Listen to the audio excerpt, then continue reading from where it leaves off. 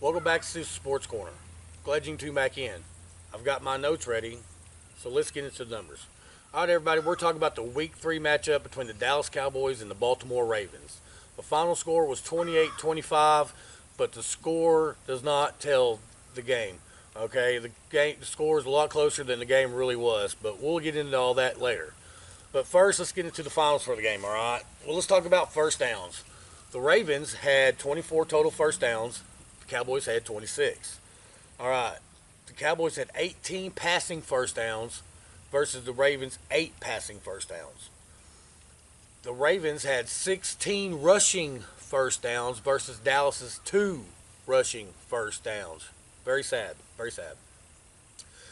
The Cowboys got 6 first downs off penalties. Okay, that's a third of their first downs were created from a penalty. We talked about in that preview of the game how the Ravens creates lots of penalties and maybe Dallas could take advantage of that. And they did slightly. And we'll talk more about the penalties later that Dallas took advantage of and got them lucky. All right, so third down efficiency. The Ravens were 4 for 9 on third. The Cowboys were 7 for 13. Not good. Total plays. Dallas had 70. Ravens had 60. Total yards. The Ravens had 456 yards versus the Cowboys 412. Yards per play. The Ravens were 7.6 yards per play versus the Cowboys 5.9. Okay. In the red zone, the Cowboys were a little bit better this week. They were 3 for 4. The Ravens were 3 and 3. Not good for the Dallas defense, obviously. Penalty wise, again, the Ravens created 13 penalties for 105 yards, and the Cowboys weren't bad. They were only 6 for 44. But the problem with Dallas's penalties, they come at the wrong time. They get holding when they're down there in the red zone or some stupid crap like that. But other than that, Dallas penalties are not as bad as they have been in the past. Let's see here. Turnovers, Dallas had 1. Obviously, CD fumbled at the 9. Time of possession was won by Baltimore, 34 minutes, 45 seconds versus Dallas's 25 minutes, 15 seconds. So let's talk about individual stats a little bit, and let's talk about passing. Let's talk about what Lamar Jackson did in the first half versus what Dak Prescott did in the first half, okay? In the first half, Lamar Jackson was only 10 for 11 with 161 yards passing. 2 touchdowns, 1 rushing, 1 passing. Okay, Dak in the first half was 12 for 20. Okay, by the second half, Lamar had only thrown 4 more passes to be a 12 and 15 for the day, 182 yards, a 12.1 average, 1 touchdown, no interceptions, sacked 0 times with a QBR of 96.7. Dak, by the end of the game, was 28 for 51.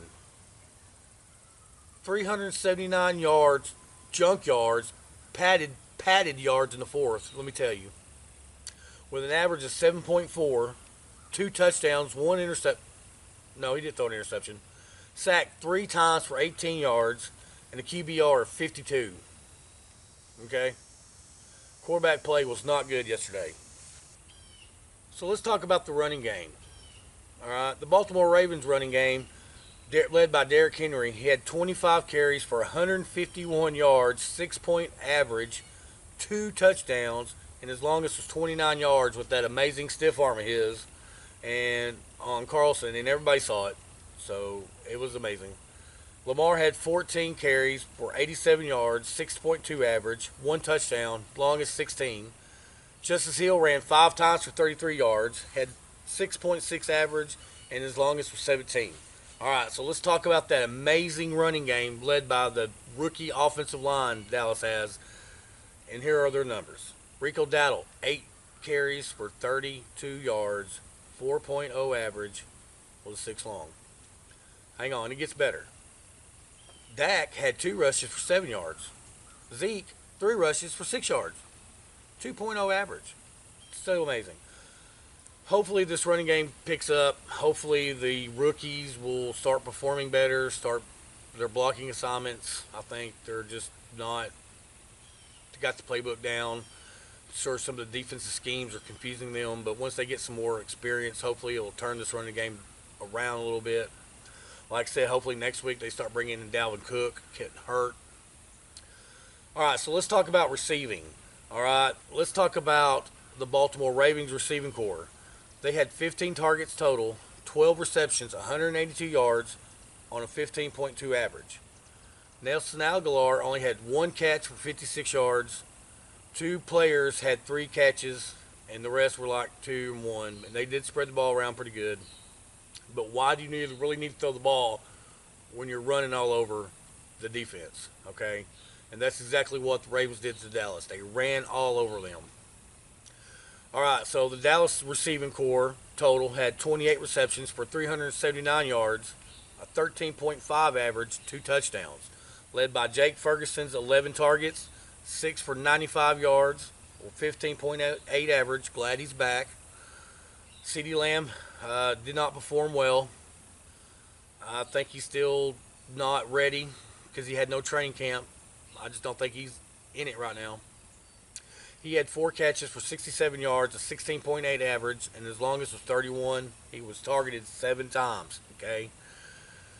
Dallas did fumble the ball twice, but lost one, which CD lost it on the 1, or on the 9-yard line. Sorry, his one he lost was on the 9, which the play started at the 9.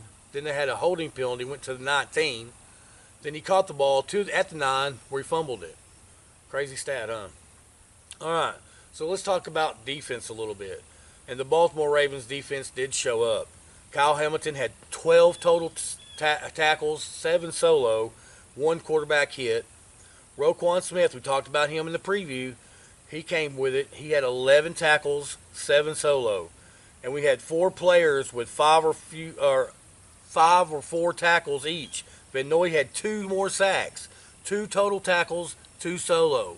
We talked about him in the preview, how he gets sacks. And I'll be dang, he came into Dallas and had 2 sacks. All right, so let's talk about the Dallas defense, which wasn't great, but there was a couple highlights. Eric Kendricks had 12 total tackles, 5 solo. Ricky Carlson, the rookie corner, who got destroyed from a big stiff arm from Derrick Henry, had 7 tackles, 6 solo.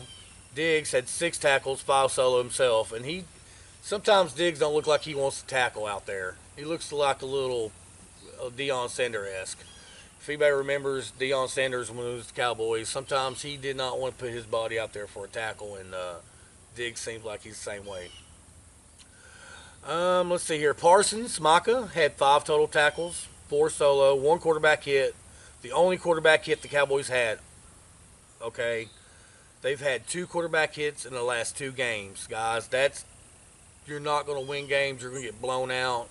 And that's another reason why the Cowboys aren't stepping up on defense. They're just not getting to the quarterback. That front, Mozzie Smith is terrible. I think he had 3 tackles all year. I don't even know. Where is he at? He's a first-round draft pick. What was he, a 29th pick in the first round, 2023? He's playing like a 7th-round pick. Terrible. God, Brandon Aubrey is a bright spot for the Cowboys. This is about the only thing good. He was 2 for 2, had a 65-yard kick, probably would have went 67 or 68 yards. He had enough leg for that.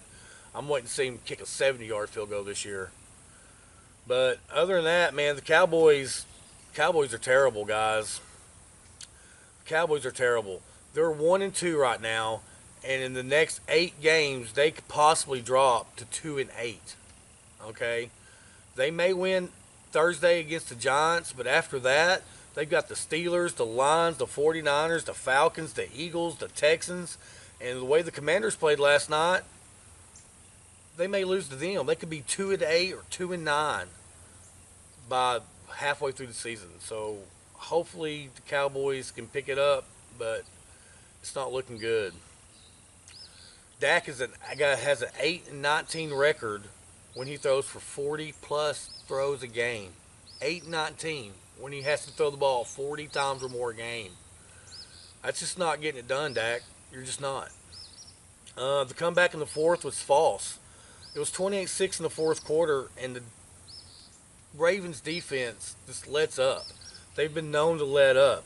There's a stat I read somewhere that said that the Ravens they've lost 10 games in the last 2 years, 3 years, when they're up by 7 points or more, it's because they relaxed. And the Cowboys were playing against a prevent defense most of the fourth quarter. So that's where Dak's yards came as a junk play. So if you think that Dallas had a great fourth quarter, like, oh, we can build on this, it's great, they played great, then you're looking to the stars and thinking of great things that's never going to happen in Dallas. This team is not good. They could be better. They can get better, but will they get better? I don't know. I don't know. I think the culture in Dallas is terrible.